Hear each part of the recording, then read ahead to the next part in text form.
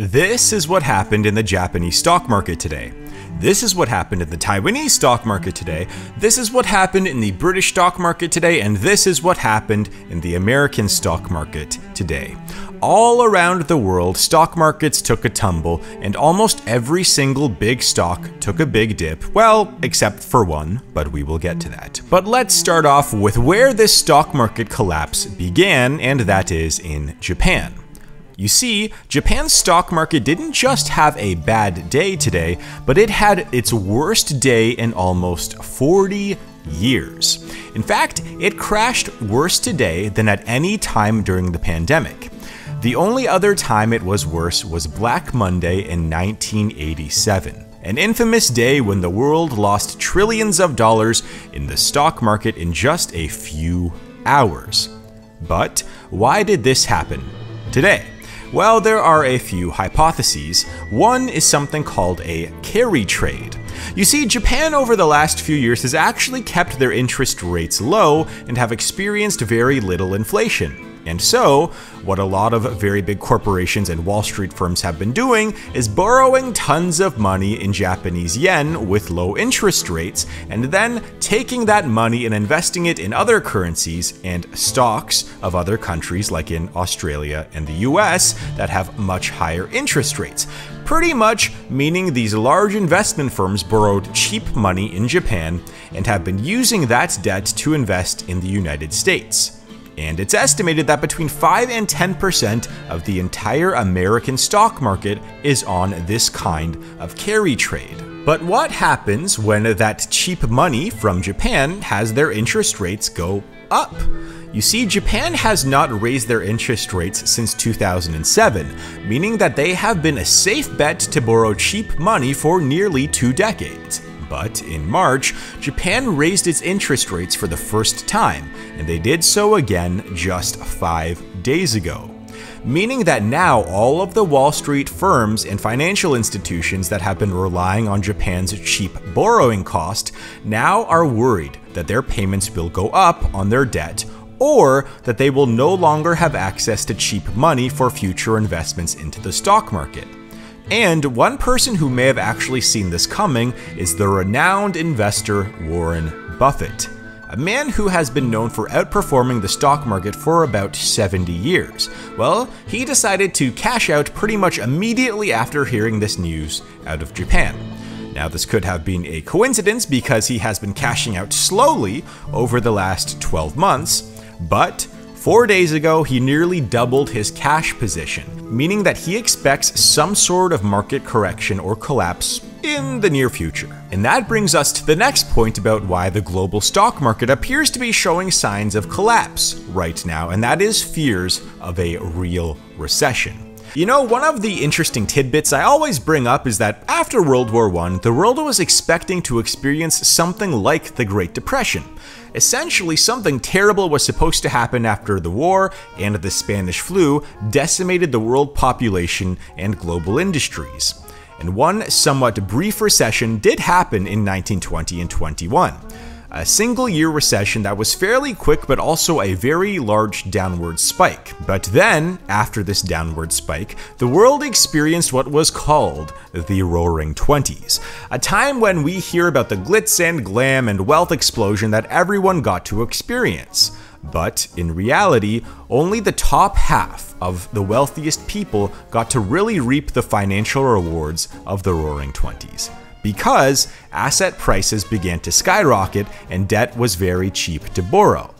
But if you were a lower middle class person or were working as something like a farmer, then you actually lost ground during the Roaring Twenties. But hey, as long as the people who owned assets got richer, that's all that matters, right?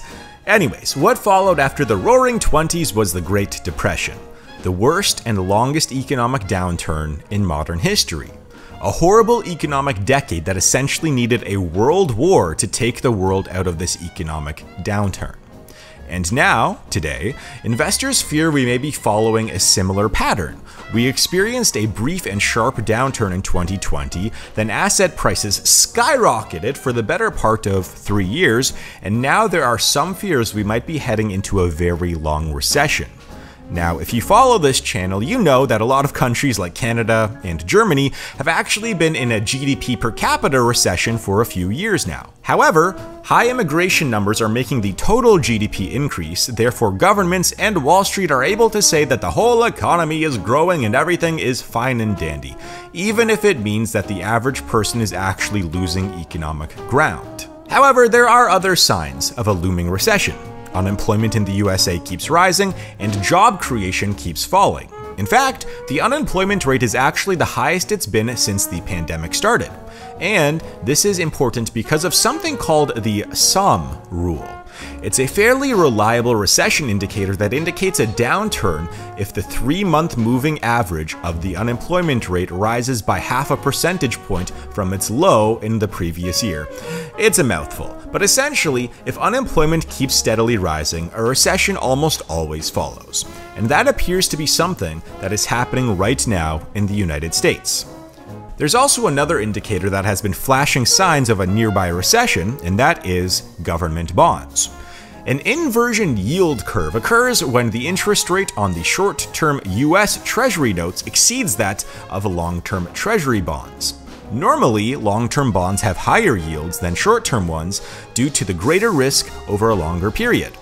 However, during periods of economic uncertainty, investors prefer the safety of long-term bonds, leading to higher demand and lower yields on these bonds compared to shorter-term ones.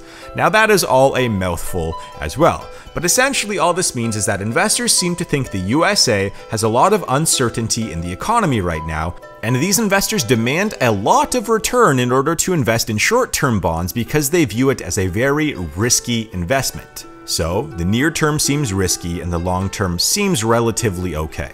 Another sign that is pointing to a looming recession is actually from the people themselves. You see, in the USA, what percentage of the American economy do you think is from consumer spending?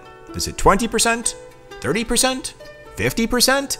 Well, it's actually about 70% of the entire American economy. And so, when people spend less money, a recession is more likely. Recently, consumer spending has been steadily increasing, but its increase has been slowing slightly over the past few months. But the more important thing here to note is that even though consumers are spending a little bit more, this is also coming at a time when debts and bankruptcies are also skyrocketing for these very same people, meaning that consumers seem to be spending more even though a lot of the spending is coming in the form of debt. And if economic conditions get poor enough where the average American can no longer afford to pay back something like their mortgages, well, then we have the 2008 financial crisis all over again. Now, those are just the recession fears, but there are also a few other very strange things going on right now, and one of which could be a major concern going forward.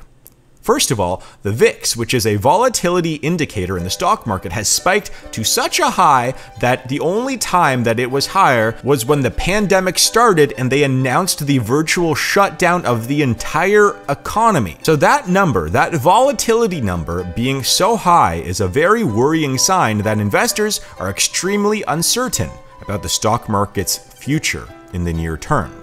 But one thing that kind of started this video is actually one company that skyrocketed in valuation over the last 24 hours or so when all of the global markets were melting down.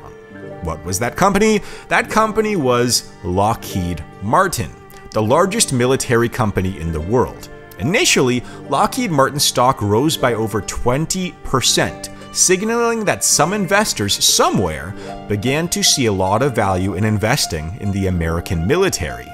Now, eventually that stock did fall down back to earth, but it brings us to the next point, and that is that there is a fear in the financial markets that there will be a war. You see, the war in the Middle East is showing some worrying signs lately, one of which is actually Turkey. Turkey's Erdogan stated last week about how he could send troops to help in Palestine. And if Turkey were to send troops on the ground, that could be seen as quite an escalation for the war that may see a response from Israel's allies, including the United States.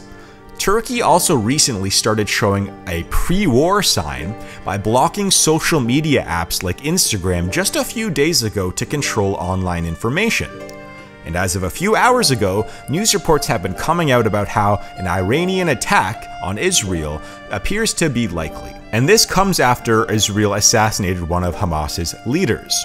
So depending on the Iranian attack, the US and the Western powers might get pulled further into the war in the Middle East, and the odds of the war escalating appear to be much higher than they were just a few weeks ago.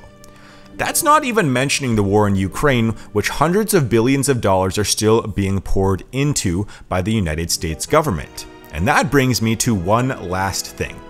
A ticking time bomb that appears to be getting more attention as of late. And it is something that I talk a lot about. And that is the US government spending. Right now, we are at a point in history where 30% of the federal budget is being paid off by taking out debt. And in fact, a lot of that debt is getting created to pay off previous debt. And that debt was taken out to pay off previous debt, and so on. Right now, the government is on track to actually run out of money pretty soon. In fact, every 100 days, the US is adding $1 trillion to the debt, and it's only getting worse. Programs like Social Security, which were put in place when the average person would live to about 64 years old, well, they are now being put in place to pay off the average person who is living to nearly 80, meaning that Social Security is paying significantly more per person per year. Social Security is also currently the largest expense of the United States government, taking up 22% of the American budget, and the program will likely have to change or shut down at some point within the next 10 years. Now, the USA, along with many other countries in the world, seem to be adopting this thing called a modern monetary theory, also known as money printing. Essentially meaning that you don't have to care about debts anymore as long as you keep increasing the money supply. And this is worrisome because as someone who has studied history quite a lot, one of the key signs of a dying empire right before it falls is these two exact things: not paying off debt and increasing money supply. I mean, Rome literally tried modern monetary theory near the end of its empire while taking on tons of debt. And yet, modern economists think that because of reasons X, Y, or Z, that this time it will be different. But certainly, if history tells us anything, it's that the debt will come due and the entire system could come crashing down if we do not correct it soon. And that is a major concern that investors have today. It's that at some point, the American economy will no longer be able to withstand these massive deficits year after year. And that is why there is a big fear about what will happen to the American empire and everything that resides within it. But for now, I encourage everyone just to be safe with your money, do not do anything stupid in a time of volatility, and who knows, maybe this thing will pass. I mean, there have been a lot of downturns in markets over the last even 2 or 3 years or so, and every single time the market has rebounded. So who knows, maybe this is a bottom of a market, or maybe not. Maybe it's a time to buy, maybe it's a time to sell. Who knows? But for now, thank you very much for watching. Click on my documentaries playlist if you want to see more videos like this, and I will see you guys in my next video in just a few seconds.